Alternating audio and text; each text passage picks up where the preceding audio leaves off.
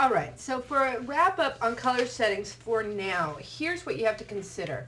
You guys are going to have various original media that you either get from the client or you create yourself. It in it of itself is going to have its own profile, all right? Or nothing, depending on if it's an original from you, like a scan or something. Then you're going to do your work in Photoshop.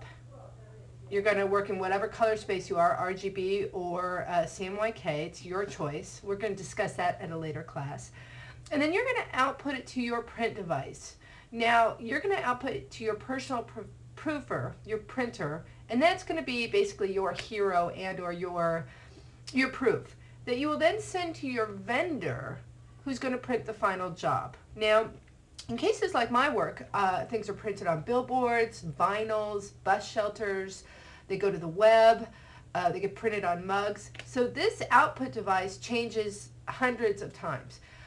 What I've chosen to do is get this workflow locked in so I know what is on my monitor matches my printer.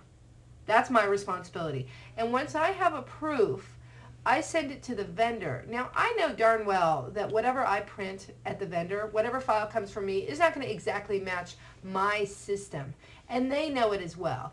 However, if I keep my color settings consistent, they're going to make whatever adjustments they need to on the file and get as close as humanly possible. I send them a proof so they can see the print and compare it to their print.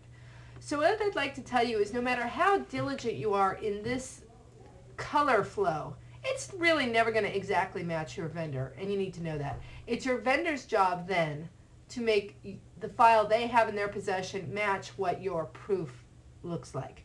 And you just need to know that you're responsible for this section. Where it gets a little sticky is if you don't know who the vendor is, that you're actually delivering the job and it's out of your hands.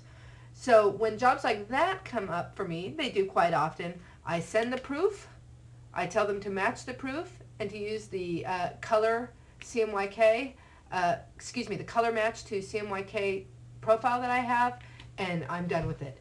Any questions, please feel free to email or iChat.